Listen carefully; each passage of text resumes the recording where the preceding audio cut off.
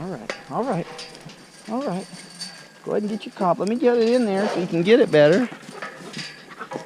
Get it in there so you can get it better. Hi, Droop. Hi, Droopy. Right there, Marmalade.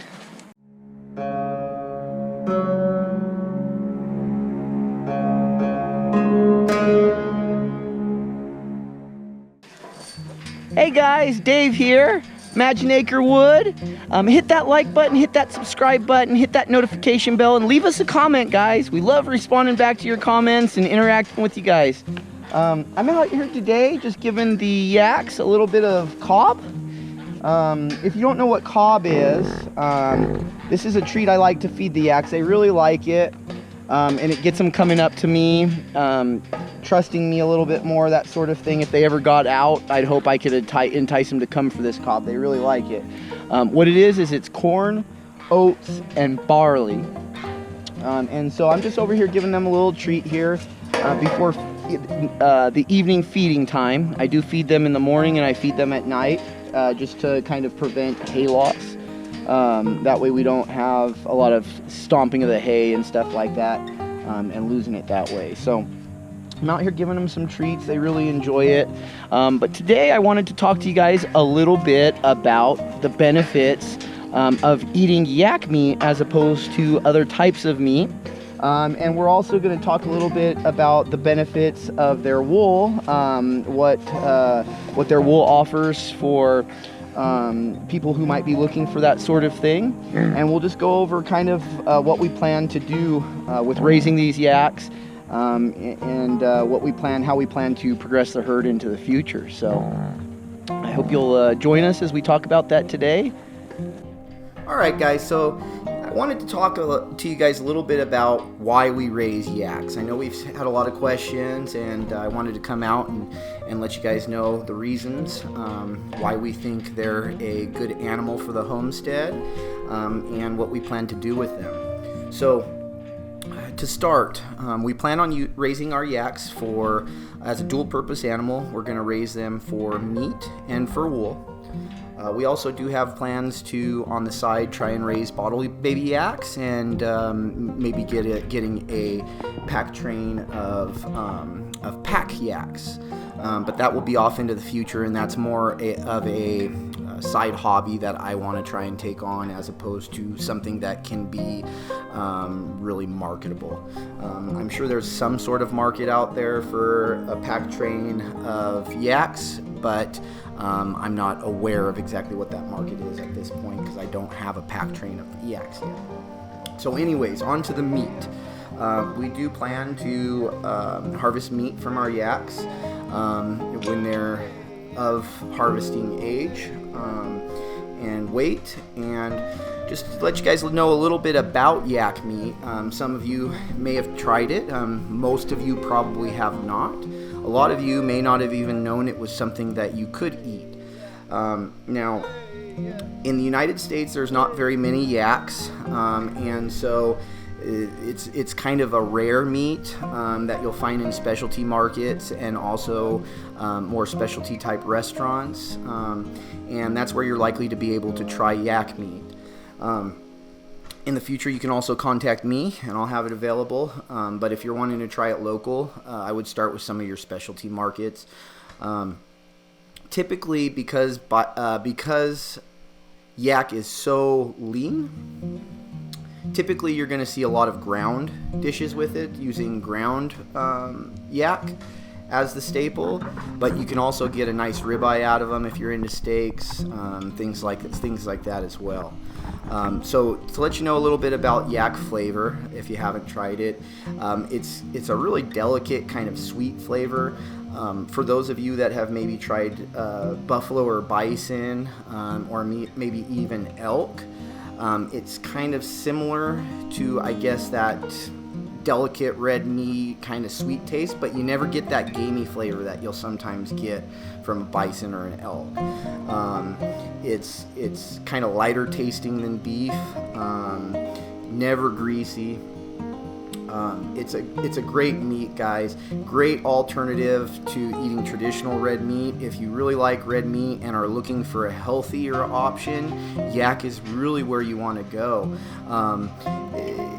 If you take for example, like a 4-ounce meat comparison, if you got 4 ounces, a 4-ounce steak of yak, you're going to have, in a 4-ounce steak of yak, you're going to have 154 calories, you're going to have 49 milligrams of cholesterol, you're going to have 6.1 grams of fat, and you're going to have 24.7 grams of protein.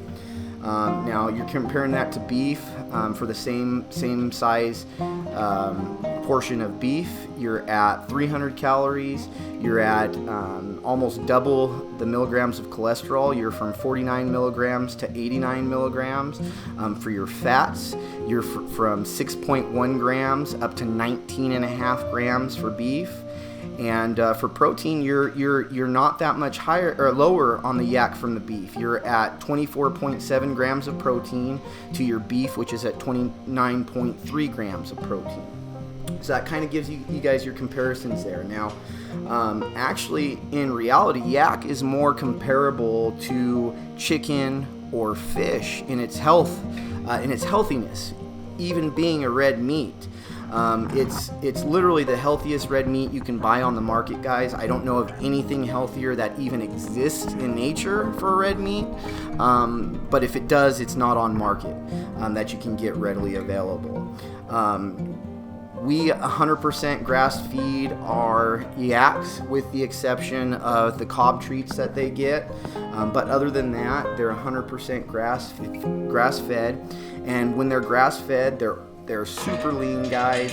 You're going to get between 95 and 97% fat-free meat. It's going to be a juicy, really flavorful, savory meat. It's like I said, naturally very low in cholesterol, guys. It's naturally low in saturated fats. It's naturally low in calories. So, but it's very healthy in that way. But I want to talk to you about what it does have in the fats that it contains, guys. So, in the little fat that it does have, it's super high in omega-3s. Actually, I saw a study recently that said it's higher in omega-3 than any other meat. Any other meat, guys, it's higher in omega-3s. So that's pretty interesting for yak. It's high in monounsaturated fats, which are the good fats. It's high in linoleic acids. And those are essential to a good human diet. It's high in protein, high in zinc, high in niacin, high in B vitamins. Just kind of an amazing red meat, guys. It's actually better in most of its stats than chicken or salmon, guys. That doesn't even include your beef, bison, your elk, your game meats, your red meats, all of that. They can't even compare in healthiness to this yak meat. It's super nutrient dense, and being nutrient dense, still high in protein. Really good meat, guys. So a little bit about myself. The reason I'm choosing yak meat for my family and for our diet is I've always been a huge consumer of red meats. I love beef, guys. I love hamburger. I love steaks. I love roasts. I've always been a red meater and primarily beef. Now, a few years back, I was diagnosed with Crohn's. I had a really bad bout and fight with Crohn's, trying to get healthy, and I was placed on the drug Humira. It's an injectable, and I was put on Humira to take with my Crohn's to try and treat that. The Humira did help a little bit, but I was never back to 100%, and frankly, I don't like to take I don't even take over-the-counter medicines, and I wanted off the Humira. So what I decided to do was try to just really be strict about my diet and regulate my diet and try and introduce only the healthiest things I can to myself, while still preserving quality meals, what I consider quality meals, what I consider delicious meals. I didn't want to sacrifice our family's quality of life because of my disease when it came to eating. So that's why we raise yaks for the meat. and that's why we will be eating meat, yak meat, as our staple for red meat on into the future. Now I forgot to add one thing I should add about the yak meat is it is higher in sodium than other comparable red meats, but what that does is it kind of helps retain some of the juices into the meat, some of the flavor in the meat, and so it ends up being still juicy while being lean. It's not I guess it's not from water and it's not from fat. It's kind of just an interesting mix the way that works because of the high sodium. So that's something you can look for in a yak steak, is a little bit juicier cut while being still lean as comparable. If you had a really lean beef steak, it's not going to be near as juicy as the yak steak. So that's one of the benefits there as well. So as far as meat goes, that's why we raise the meat. Now, the wool's pretty awesome too, guys. I've heard it compared to cashmere. For those of you that do spin your yarn, I've heard comparisons to cashmere. I don't spin yarn. Lisa does plan to learn in the future to make our own fibers out of that wool, and be able to make some clothing and blankets and things like that from our own harvested wool. But I do know from the spinners that I've talked to in person and the people that work with it, it's a very awesome fiber, similar to cashmere. I've heard it's easier to spin than cashmere, but without having experience, I can't talk to you as to the 100% accuracy of that. I do hope in the future that we can me and Lisa can try some of that out and see how it goes, and also give it to some of the spinner clubs around here and have that turned into actual usable yarn that we can turn into like I said, clothing and blankets and articles that we can use around the homestead and on our persons. So that's the plan with that. So another reason, guys, we decided to stick with yaks is because we do live in North Idaho, which is a harsher environment than some areas. We're a northern type climate. We do have cold winters, we have snowy winters, and we also live in a terrain area that is irregular. We don't live on a flat pasture up here. We live in a very hilly, very rocky kind of terrain, lots of timber, lots of brush, not a lot of great grass. And so because of that, the yaks really fit into this environment. They're drought tolerant for the summer. They do great in the winter time with not needing a lot of running water. They are extremely cold hardy. They also do well in the summer with dealing with the heat. They need zero cover, guys. The only cover they get out here is the timber cover, but I know ranchers that provide them literally zero cover in a pasture environment, and they do amazing. They're just a really low maintenance, medium to large sized livestock animal for your homestead. As far as feed goes, they're pretty conservative on the feed. Depending on your area, the costs are going to vary, so I don't like to really get into costs on that because depending on your region, your cost in hay is going to be different than my cost of hay. But I can tell you they eat any type of hay, whatever you can get that's cheapest for grass hay. They'll gobble it up and they'll do really well on it. One of the downsides to that is they are longer to market weight, so it's going to be a longer process to grow those yaks out to slaughter weight. So you have your trade-off there. With anything, when it comes to homesteading, you're going to have some trade-offs with the livestock. So you really got to balance what trade-offs you're willing to have.